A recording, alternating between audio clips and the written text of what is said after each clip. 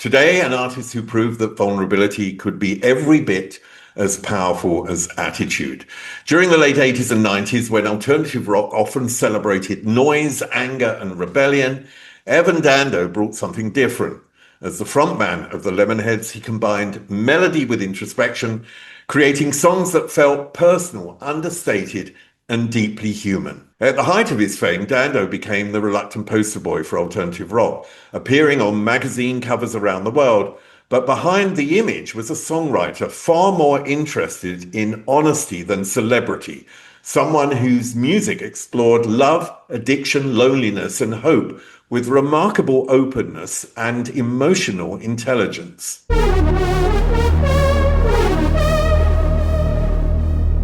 I want to start with something that Deily said, that even before music, the two of you bonded over comedy, stories, and language. So I just want to know what role words played in your childhood.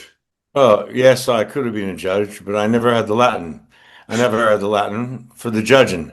I never had it, so I'd had it as far as being a judge was concerned. I brought Beyond the Fringe to the thing, and he brought Firesign Theater into my life.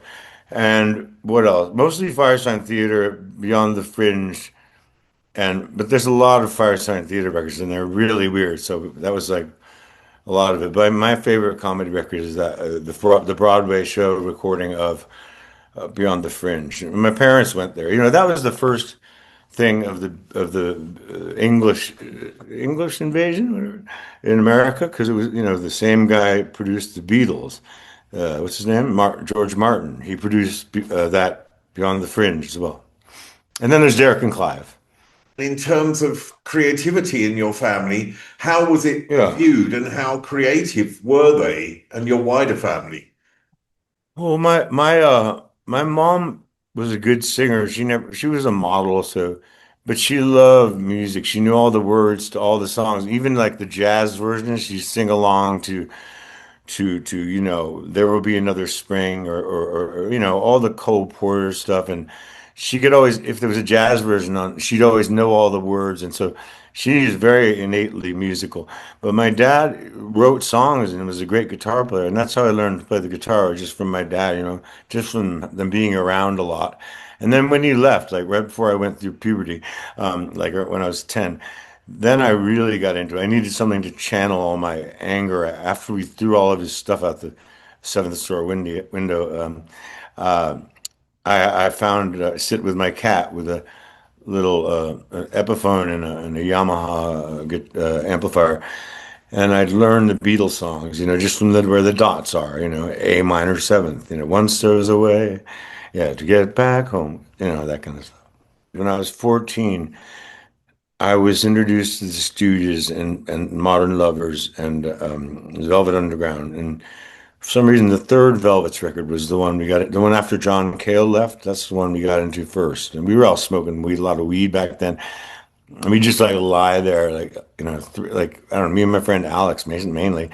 And like, we just listened to it. And yeah, Candy Says. And so that was really important. And the replacements, we saw Husker Du with 40 people in the audience. And I saw the Minutemen 3 times. I saw Motorhead like 5 times. And we were lucky. I saw Flipper. That's what got me into playing music in the first place. I saw him in '84. And so I came a little late. I was like a really annoying, like 16-year-old idealist. Myself and my friend decided that rock music was inferior, and we listened to only classical and jazz for a while. So that's why I missed the beginnings of hardcore in Boston. And that's why I wasn't playing at all, because I said, I can't play that stuff. I'm not Wes Montgomery, like guitar is a hard jazz instrument. I had an absent father. I mean, he was absent when he was there, and he was absent when he went. Absolute. Did he drink a lot? Yeah, Absolute. yes, absolutely. Snoring off. Absolute. Yeah. And when he left, I mean, when I look back, that music was my escape. Yeah, Was music an sure. escape for you then in your childhood because of that? hmm Of course, it was absolutely like it was my salvation. It was my something to feel lonely, and I really wanted to sing. So I learned to play guitar. I've since gotten really into guitar playing in the last like 10 years, and I'm doing some good solos and stuff. We're almost finished with our new record, a new record of originals, and we have a Townes Van Zandt covers record called Townsville coming out on the 1st of January.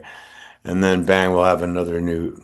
We're almost done with the new original record, so it's a very exciting time for me, like artistically. You mentioned, or you've mentioned in interviews about Sylvia Plath, and I just wondered what Yeah, drew you to writers like her when you were young.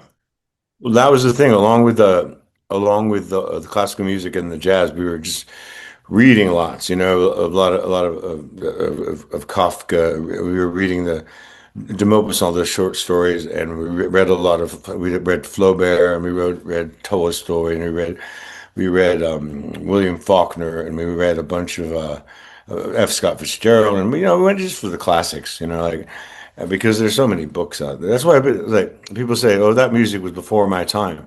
I don't understand that at all. Like, there's so much more music mathematically in the past. Like, why wouldn't you check it out? I mean, for me, when I was 13, Bowie was, at his 1972 Ziggy height, as it were. And for me, he represented more than music because I was a gay teenager. He represented a world of Right? belonging. Were there, Yeah. was that also a factor for you about belonging? The anger, really, it was like the before we got laid anger of kids, just slam dancing and just like my mother even got into she my mom was no celibate, but she loved hardcore music after a couple years too.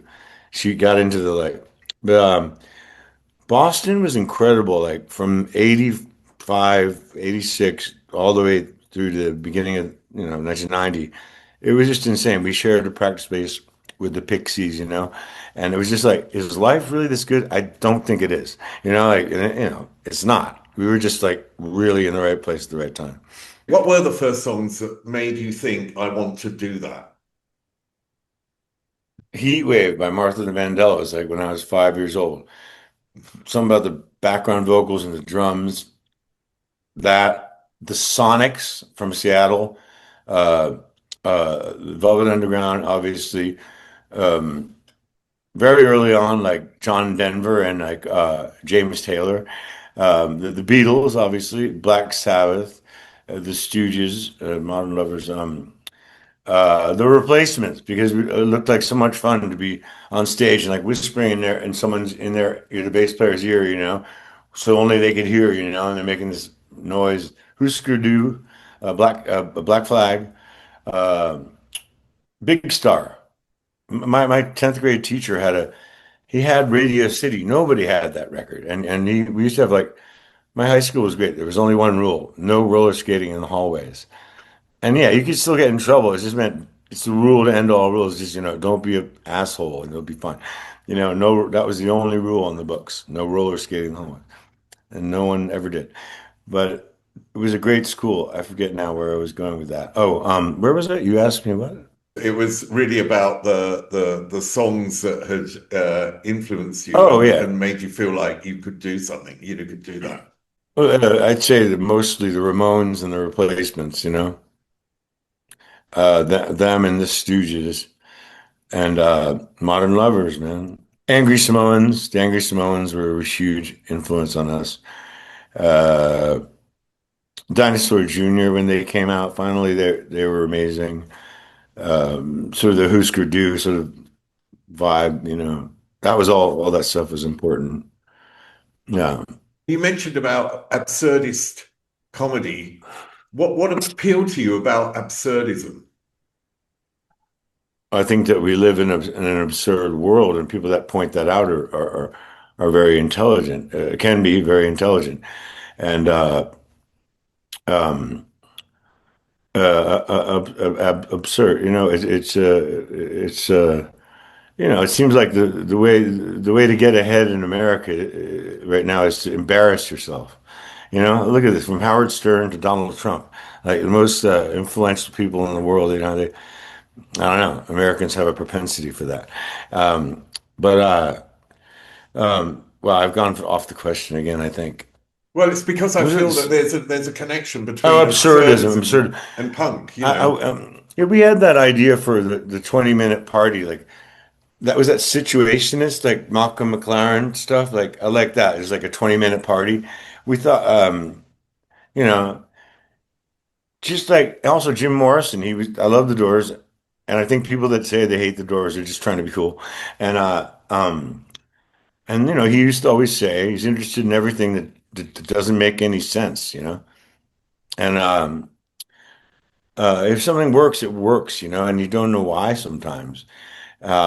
But repetition and characterization of things, like that sitting on the bench thing from I'm talking about. Peter Cook is my hero, and so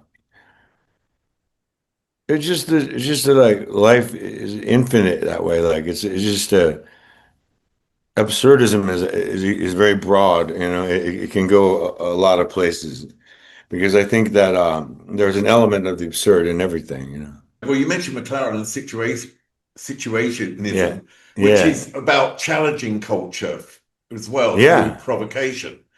So, sure. and of course, punk is in the middle of that. Yeah, and it's also pretty fucking absurd too. Like, well, it's back to rock and roll and stuff, but it's just I like the attitude. The attitude. It's also true that like that's a kind of brave, this brave thing. They were doing some. You look at him now; he's like almost. He was like he's knighted. Like everyone loves John Lydon now. He's like the archetypal Englishman. I swear to God, right? I mean, come on, like Well, he's everyone loves knighted him in the now. hearts of people, definitely. Yeah, I mean, he wouldn't. Yeah, yeah, yeah. Yeah. The beauty of punk, and particularly Malcolm McLaren, was that he would create situations to Yeah. provoke. So he would put the Sex Pistols in situations knowing that there would be a provocation, which will obviously help Yeah, the the artful Dodgers, it's like Dickens. Did songwriting come naturally to you? Um, as natural as imagine it does to anybody, as in you start off just copying stuff. One of the first songs I wrote was based on Respect, I think, did Otis Redding write that? I was really into loud, dissonant stuff and kind of like it's just really just about exploring myself and seeing what I could do. And it was more like let's try this, let's try this. We're just doing it for fun. We never had any kind of uh, goal of getting famous or nothing. We really thought that punk rock, was dead. So like, hey, let's be really uncool and start playing punk. Because we were in all the good punk. Like we had all the adverts, the users, Slaughter and the Dogs, the Wasps, uh, um, Discharge, Napalm Death too, and the Ruts. Like my friend was a collector. He had all the singles. And then there's was that one by maybe it's the users also. Sick of you like I've never been sick before. Yeah, sick of you. We're just kids, trying to have fun and trying to shock people and trying to be really unprofessional. Our main heroes were the Replacements. I Yeah. mean, there were a number of people. I mean, you mentioned the replacements, but there were a number of people who really seem to have taught you about songwriting, from Paul Westerberg to Alex Chilton to Gram Parsons. What do you Yeah. think you learned from those people? Well, different things from each one, just like I tended like I'd make things up and then I'd hear it later too. I had this weird thing where it would be intuitive where I made this song up called Ride With Me. And he's like, you know what? That sounds a lot like Gram Parsons. I was like, who's that? And so he gave me the Gram Parsons. So sometimes I came into it backwards, which was very interesting. And made me feel like I was onto something. I mean, I didn't really start writing songs I liked until about 89, but there's some fun ones before that. But I started coming into my own and finding my own voice. And Gram Parsons mostly taught me how to sing, like the relaxed delivery and stuff, and just throwing it up there, like rather than trying to aim the ball. Pitchers that aim the ball, that's no good. That's like singing. You shouldn't aim your voice. You just let it do it.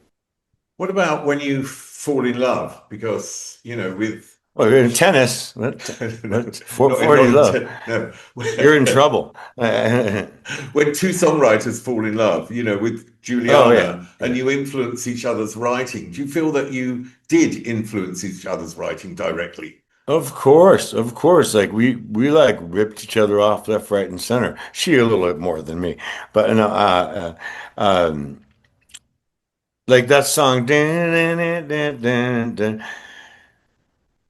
Um, it's called "Everybody Loves Me But You." I mean, she wrote a lot of songs about me, and we just shared a lot of fun together. We just, we realized that like writing a song is something that's just yours. There's not many things in life that are just yours.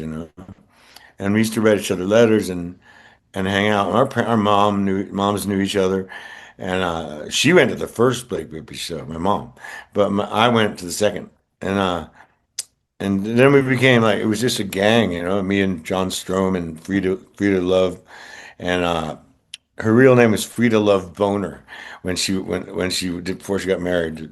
I think mainly because the guy's last name is Smith, Frida Love Smith, but she was the drummer in the Blake Babies, and there's a good clip on YouTube of how like experimental and like trebly and horrible we were. It's the 30-year anniversary of a gig at the Rat. Um, you should check it out because it's kind of cool. I have a Flipper t-shirt on. Um, there were no Flipper t-shirts. We had to make our own. But um, yeah, Juliana, like she was a real sustaining force. She really took it seriously, and it was just a lot of fun. It would be like if my girlfriend and I got in a fight, I'd go over to Juliana's house. And it was this weird thing where it was on the edge of like, you know, we'd like fool around and stuff, but she had a thing back then about and like but it was like very, very good on the edge there. So it kept the tension, like in a way that's better. Um, but like yeah, Juliana, I mean she's been an inspiration for me since I met her in 86. You mentioned that in 89 your writing changed. Was that where Yeah. you felt that melody had become as important as this sort of punk aggression that you were into before?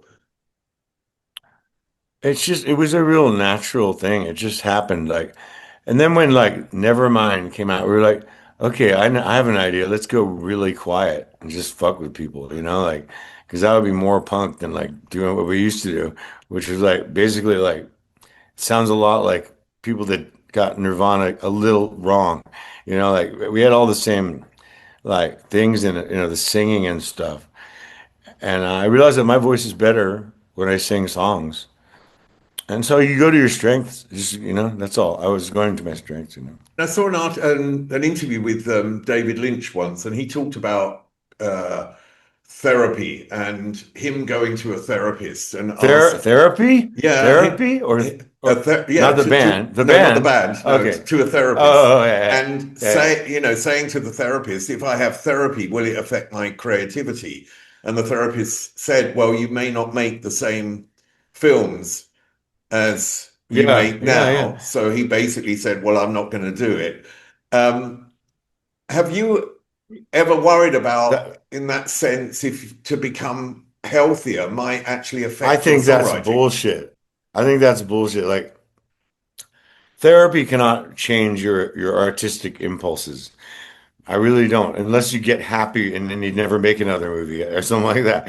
I mean, like he had to say that just like for the lawyers or something because like there's no way that's true.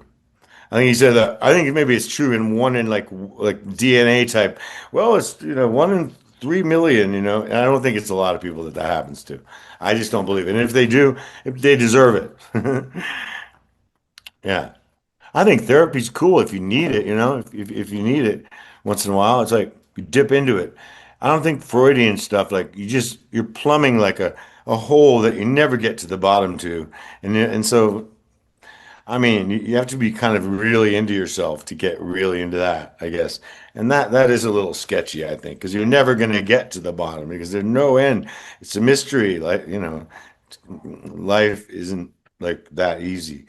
It's not, there are things that you have to rely on that are like spiritual and also just gut things, and do the right thing. And like therapy's about like, it depends on the therapist as well. I mean, um, and your, I think it's different with everyone. And that was a cool answer, I think the guy gave.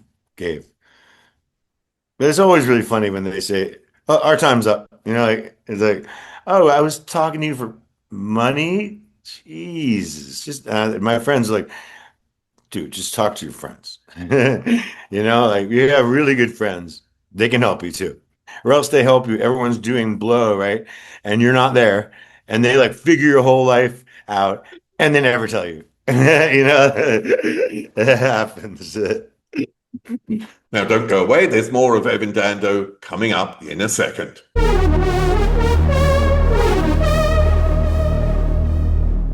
But in a sense, songwriting, okay, I mean, I understand this like going round and round and you're just going a bit deeper, but you're not solving anything. That's in a sense songwriting because it's always partly about yourself and your feelings and your emotions.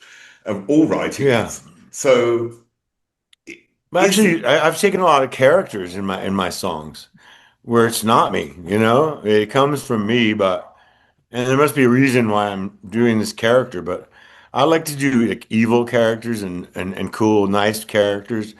And so my songs aren't always about myself, but they come from me, from my heart. I guess, yeah, actually, you're right. I have to be honest, it is.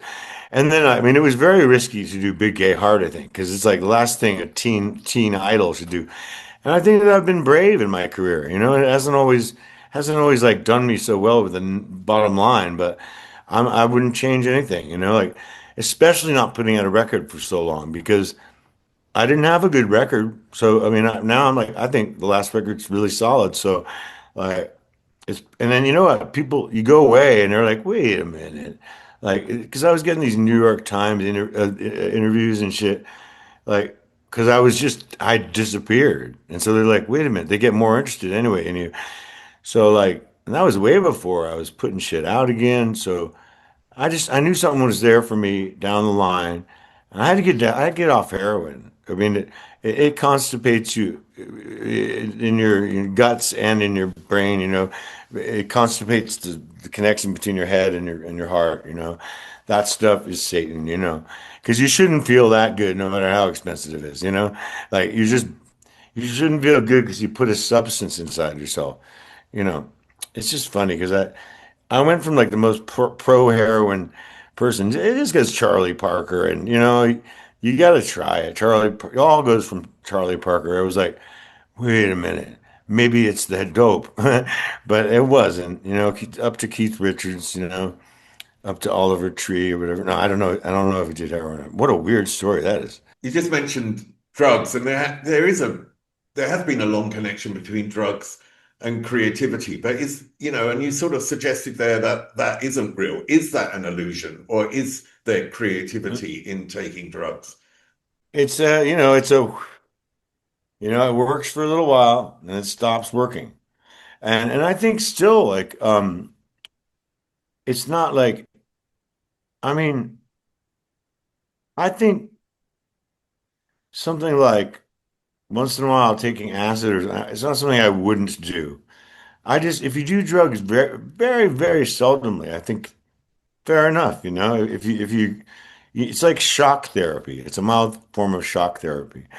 I don't think it's a good idea, but sometimes it'll rotate the crops, and you get that fallow field in the right place, and whatever works, whatever works. But do you feel it may have cost you songs? That actually it cost you creativity? I think that everything was perfect. Of course, it cost me creativity, but I had to go through that also to get here, because I was so relieved when I didn't have to do that all the time. Because that's a tough one. It's not as hard as cigarettes, but it's the second one or something. I mean, it's like 5% stay off it, and so far, I've been off it for like 5 years now. And so yeah, I miss it sometimes, but like I know that I can't do it. Yeah. Because I did it to death anyway. I mean, I know what it does. I'm aware. Never mind the like using like a fucked up needle and getting like really bad like fever and stuff. And I mean, I managed to get through without Hep C or AIDS, so I'm really lucky, and I don't need heroin. Wayne Kramer is like death drugs. They're not about life. They're about it's just, the Flaming Groovies, another favorite band of mine, the Birds too. And they're like a slow death. That's what it is. Just a slow death. It's a That shame song, yeah, slow death, great song. when It's a Shame About Ray came out, people started talking as much about your appearance as about the songs. And I know that was a major fuck up. yeah, Yeah, but what are you gonna do? You got to just go with what they say. And I was even like, whatever, dudes. Like, I didn't take it seriously. And I like on purpose, like, well, there's my absurdism coming up. Like I'd say, yeah, yeah, I'm like buying Woodstock, and I eat at cafes, and I don't care about money or whatever. Like I went along with the tabloid because I thought that was really funny, but I just did everything wrong. You break all the rules. The problem is at the end of it, all you got is a bunch of broken rules, and people pissed at you. I thought I have to break every rule. But then I was like, hold on a second. What I'm left with is a bunch of broken rules, and sometimes rules are good. I mean, the other thing with that is when people concentrate too much on image, they Yeah. like the other part of the audience that are interested in the songs can lose interest. And did that bother you at As all? in as in the girls and the boys. Yeah, yeah. We have mostly boys at our shows now. Yeah. Oh yeah. Oh yeah. Believe me. We used to say we're gonna have tons of girls there. Literally tons. But so like, it was a thing like, and I always got through the ladies' entrance, like as far as people like Bill Stevenson and the guy from Kevin Seconds, and well, there's a lot more like hardcore bands whose wives were really into Lemonheads, and so that's how I met all these people, my idols, a lot of them. So fuck it, I'll take it. You've had a gift for choosing covers Yeah, of artists, but what makes you fall in love with another writer's song? just like that. What can you say about that? Like songs that are like this yearning feeling that they capture. A lot of Teenage Fan Club songs capture that. Um, and also they always have to end exactly at the right time. That's a good song. When you don't go, oh, I wish they cut out a little minute at the end there. Like they have to be perfectly end exactly the right time. That's one of the main things. But like, I like things like pedal tones where it's like one note through a bunch of different chords.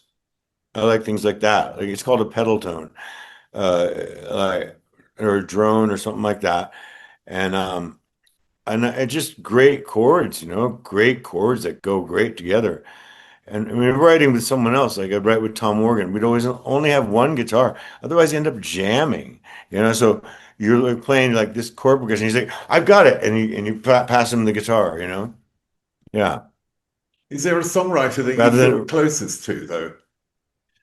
Tom Morgan. Yeah.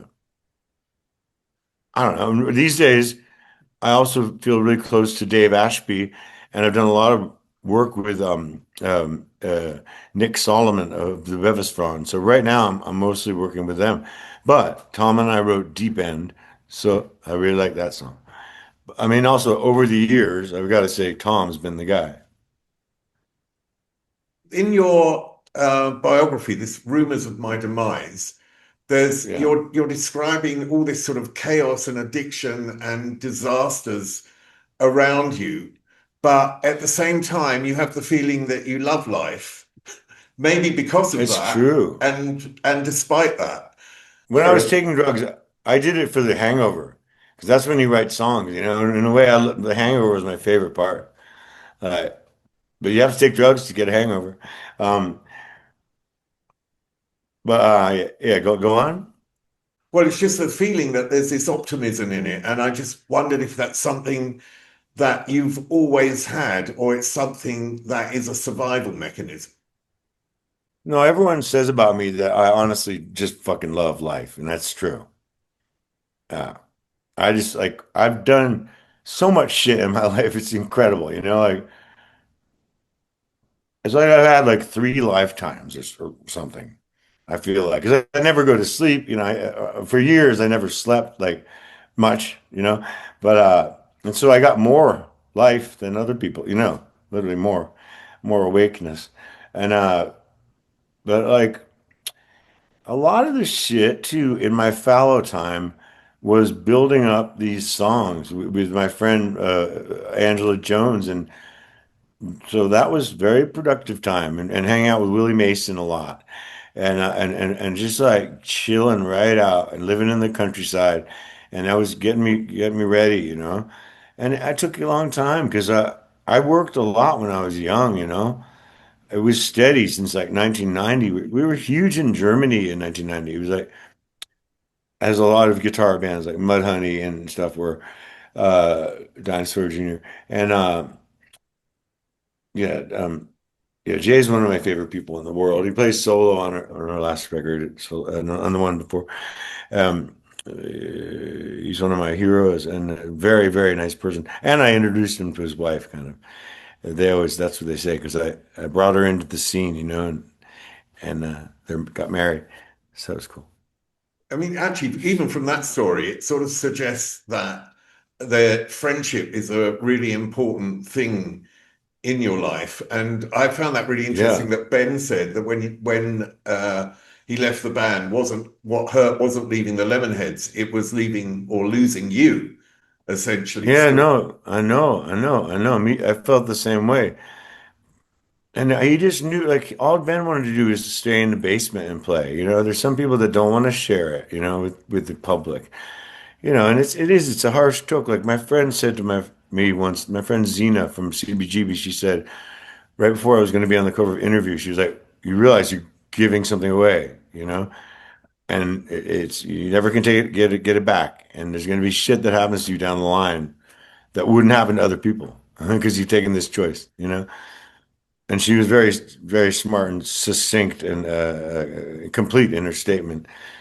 But I was like, well, I'm gonna take a chance, you know? Because like I'm a show off anyway. Like I like to I'm a real natural performer, even though some of my shows people complain about um uh um I'm a natural performer. I know that. And I like doing it a whole lot. what do you give away through fame then? Well, you give away yourself. But what Your is whole that? self. Explain that. What is yourself? Yourself is just the way you look, what they're gonna do to your image. What you know, you don't have it. You're not a private person anymore, and there's a difference from being that to being someone that's in the public eye or whatever, slightly. So when you sing through characters, is that also then actually another Of course it technique, is, like a because it's not. survival? No, that's just something that like, you know, like Tom and I would think of after 4 days awake on speed, like. Let's write a song like the Blake Babies and make it from Juliana's perspective. it would be like just for fun. Everything was for fun, you know? And let's make it exactly like the Blake Babies. And it's about time. Like it sounds like it. And this is like for lack of anything better to do. You just go for let's try this. Let's try this, you know? It's not even spoken of, really. It just it often happens like as you go. But like if you're writing songs that you like, it's very exciting, you know. So it's worth everything, I think. mean, there is something about this fame aspect which I don't know. It's not a name drop, but when I interviewed Madonna, I asked her a question, and she said to me, "What would Madonna say?" Her first Yeah, response was yeah, like yeah. to almost think of Madonna as a That's like a proof Charles Manson figure. thing. That sounds like Yeah. Charles Manson. I am what you want me to be. Yeah. Um, But is it, that's I good. mean, I sort of understand that as a way of Yeah. protecting yourself. Is She's is not dumb. is there She's not dumb. would we ever know Evan Dando? Yeah, I think I made myself really, really like available as far as like I don't know, my friends don't even know me, you know. I don't know. Like I'm a weird person. Like uh I go through phases and I like I'd say that I and people know me, they're like, oh, that's just Evan. He's like a little weird right now and he'll be back to normal, you know. But nothing, you know, I'm a very like and I'm very anti-violence. I don't think I think it's impolite, you know. So I'll always try to stop that and I think it's wrong and it hurts the people that do it more than the people that get punched. Um, that's one thing. And my friends know me very well, and but like you don't really know people, you know. In the, I mean, you know, you can get an idea. You sort of like, I love my job because I mean, I've been to Zurich maybe 20 times, you know. So that's in like impressionistic. I don't really know the city, but I have a good like a impressionistic view of it over the years, you know. Yep. And so that's the way people know me maybe too. So what does Klaus touring know me. give you? Because that's similar in a way, and you're going to go, this tour is going to be No, that's extended. exactly no, But that's exactly what I'm talking about. Like I've been to every city in the United States, you know, and that I felt I always wanted to be a writer, and this book, whatever. But like I want to write a book because I thought I don't like, you know, I love Thomas Wolfe, but it's a little green, you know, it's a little green, it's a little bit like you can tell he's kind of young, and so I thought I got to have more experiences before I write a real book, but I got to do it before I die, so I got to get on it soon.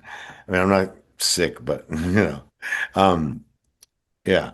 I thought someone said once is like I think writers are better when they're older, and rock and rollers are better when they're younger. So there we go. I thought I'd learn stuff about the world, and I did. I think the average age of writers is older because there's an experience that maybe Of successful writers, I think. And then there's the occasional flare up of these young kids who can do it. So yeah, but I'd say the average is more towards older. Yeah. So I think my theory is correct. you've survived drugs, fame, Yeah. Yeah. chaos, the press, Yeah. and Yeah, of course. you disappeared, you made comebacks, but in a Yeah. sense, the thing that remained were the songs, and Yeah. and songwriting feels as if it's the only thing that you never abandoned. Yeah, that's the constant. Just and also mainly the love of music. Like I don't think there's anything wrong with covering someone else's song. I don't think there's anything wrong with it. But it's a little more fun to write them yourself, I guess. But there's nothing wrong with singing up other people's songs, and I can do it well. So it's something that I'll always do, you know, once in a while. But I mean, I've got this new record of original songs, and it is more fun than to make a covers record. And it's like you can play on Saturday night in the big cities when you make a real new record. You know, you can't really with the covers record. Yeah, you end up in the suburbs somewhere on Saturday. Um, yeah, Well, I look forward to you being back in the big cities then, not just in the suburbs. But you're doing this I tour. know. Yeah, but I'm playing some places I've never played before. But yeah, we'll be around. We'll be around. We'll be in Nottingham. We'll be in Norfolk. We'll be in Turin. We'll be in Glasgow. We'll be in London. Southampton, Northampton. Yeah, we're gonna play in Liverpool. We're gonna play Cologne. It's like more than a month. It's like quite a bit of shows. It's a very important tour for us because we didn't get very good reviews in the last tour. And I kind of thought, like, I made such a good record, it was going to be easy. It was like all going to be Capezio, easy. But, Capezio jazz shoes. But it wasn't. And I kind of like, and also I stopped taking, another problem I had was this speed stuff I was taking, like called, like Adderall type stuff. I remember the brand name. But, like, that was fucking me up more than I even knew because I was being really like hyperactive. And so that's something and impolite sometimes. So that's a big thing too, getting off that. Because I just like I'm on a charm offensive tour because I did some damage, like not only to the shows but the people that worked at the club. So it's all like yeah, it's all like going to be on the level this time, and we go. I have a plan to go and meet the club owner at first, and I really want to do it right this time. Has Brazil changed you? Oh, absolutely, man. Got out of that fucking shithole up there, America, United States. I mean, no matter where you are in the United States, I mean, I like New York City still, but like, it's like one of those things, every generation goes, these kids think they're growing up in the East Village, but every generation says that, right? But you know what I mean? It's gotten worse and worse and worse. Now it's like Miami Beach. What are you going to say? I mean, I don't think it's my fault, but things have gotten worse in America since I was born, steadily, 67. Um, uh, now it's just a fucking mess, and it's you feel paranoid there. I feel the weight of the world on my shoulders in America, and here it's like people have no reason to be happy, but they are. They just are. A lot of them have little money, and they're oppressed by the, world economy, but we have like it's scary because America's going to come for us next, probably. You know what I mean? Well, I'm gonna fight in the Brazilian army if that happens. If they'll take me. There's not so many rules about everything. People just get along and shit. And it's got its problems and stuff, but it's just badass place to live. I just feel cooler when I'm here. I don't want to live in America, When you Ohio. move to another country, you often see yourself in a mirror. You're able to see yourself from a different perspective. I'm from the UK, lived there 30 years, lived in Germany 30 Yeah. years, and I now live in Greece. And when you mentioned Where? Brazil, Where? Thessaloniki. Where do you live? Athens. Wow, I love Athens. It's really fun driving there, although it's a little challenging. But I Yeah. grew up in Boston. So I got it. We couldn't find Marco Polo Airport. They were like, Marco Polo. It's like, we thought we were going to some, we're like, Marco Polo's? That's not the airport, is it? It can't be. And we can't find it. It's too much of a coincidence. But yeah, I've been all over that motherfucker because my ex-wife lived in Greece for a while. And we lived over where all the Kalamata, like Ah, kind of near Sparta, and beautiful place. That's great. I love Greece. Kalamata in the Peloponnese. Yeah, yeah, where the olives come from. It's really good shit, man. You get to the beach and it's really nice. Although I don't know about living on the Mediterranean, really. It's a little dead. But well, I like surfing. That's the main thing. Yeah, there's no waves, so I need waves. Well, listen, Evan Dando, thanks a lot. I'm sure you found your wave Yeah, I'll find it. there in It's Brazil. Yeah. out the back, out the back. Yeah, that's when a big wave's coming way, way out. Up there is an interview I recommend. Down there is where you can find all the podcast interviews. And here is where you can connect.